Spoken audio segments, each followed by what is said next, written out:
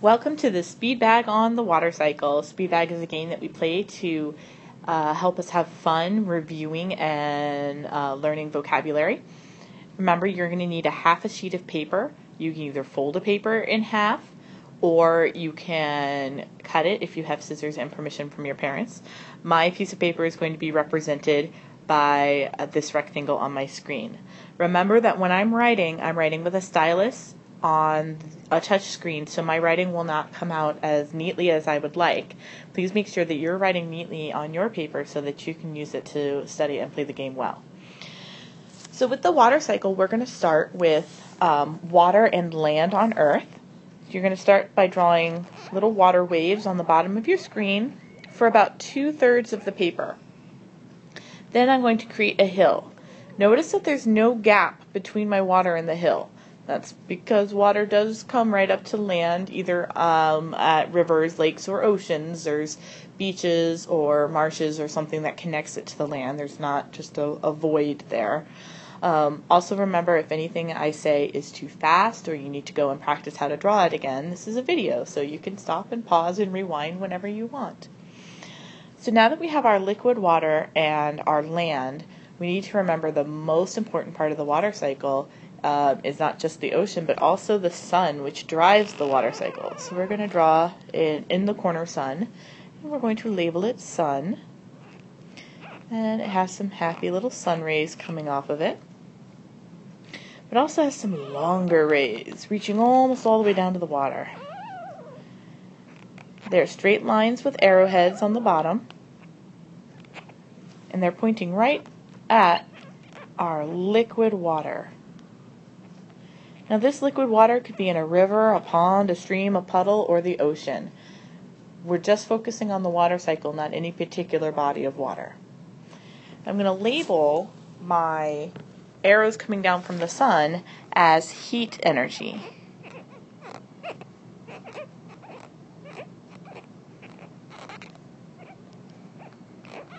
So when heat energy comes from the sun, it heats the liquid water up, which causes the water to evaporate.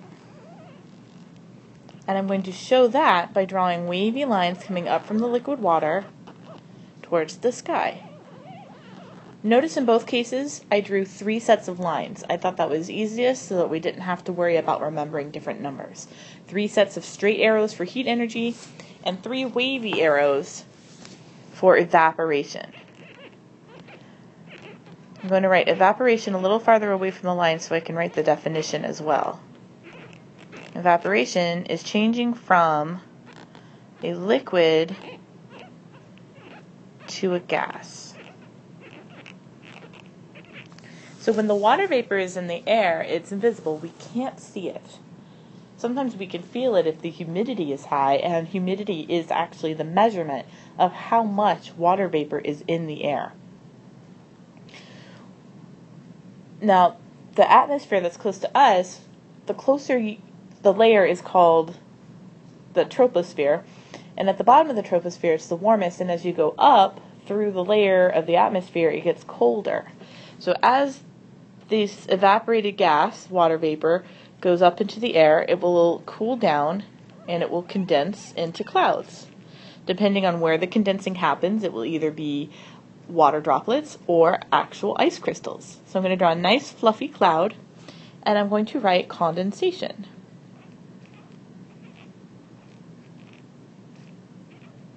Condensation. Oof. Hard to write with a stylus. And that is when gas turns to liquid.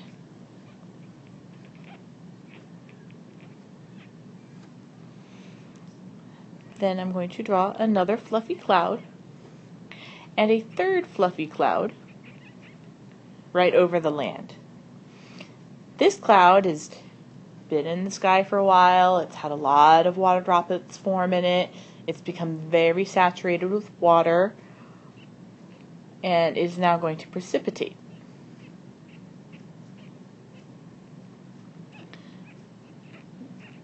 Precipitation is when water, whether it's liquid or solid, is falling from the sky, and it can be in four forms. Rain, which is the most common and the only liquid form of precipitation. Then there's also sleet, snow,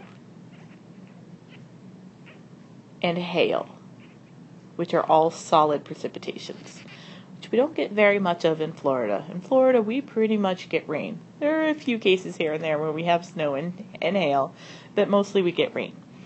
Now, once this precipitation hits the ground, in the case of rain, it's already liquid. In the case of sleet, snow, and hail, eventually it will melt. If it's in a cold place like Canada, it might wait there until summertime until it melts, but it will eventually melt. And as the water travels on the ground, downhill, creates runoff. As you can tell with my lovely river here. I'm going to put a couple of watermarks in my river, just so I know that that's water. And I now have my water cycle. When we do the speed bag, you're going to have to draw everything you see in this picture except for the words, unless your teacher says otherwise for when you're playing in your class. They're always welcome to make their own rules. I'm going to go ahead and play the first two rounds of, the first two phases of speed bag, which are draw and explain, so that you can practice at home. So here's my new sheet of paper, and at home you can practice on paper, or if you have a dry erase board at home, you could practice on that. Make sure if it's your parents that you've asked permission first. And so I'm going to start, but I will talk while I'm drawing, just to talk about probably where most students have problems during the drawing. And I'm going to set the timer and go now.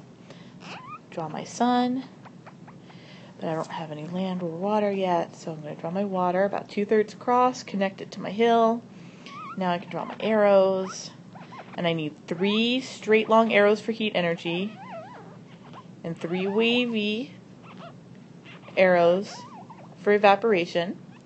I wanted to make sure that my clouds are nice and fluffy, that they don't turn into rocks or ovals or meatballs. We want nice fluffy clouds.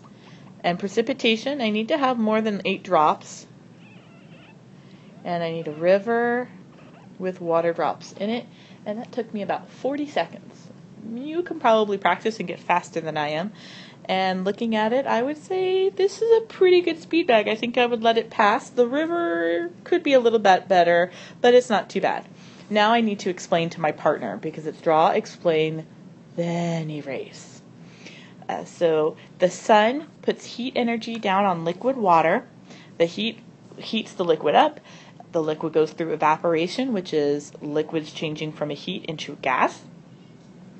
As the water vapor rises into the atmosphere, it cools off, and condensation occurs, which is when gases cool into a liquid.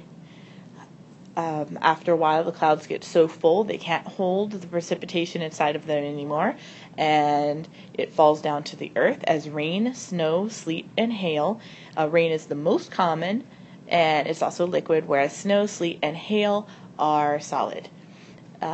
Then the liquid water on the surface of the earth, either as rain or once snow and hail and sleet have melted, will form runoff in the forms of rivers and streams, sometimes even groundwater, like in aquifers, and will eventually rejoin either major lakes or springs or the ocean, and the water cycle will start all over again. Thank you so much for listening to this speed bag. I hope you enjoy it, and I hope we get a chance to play it in class. Thank you.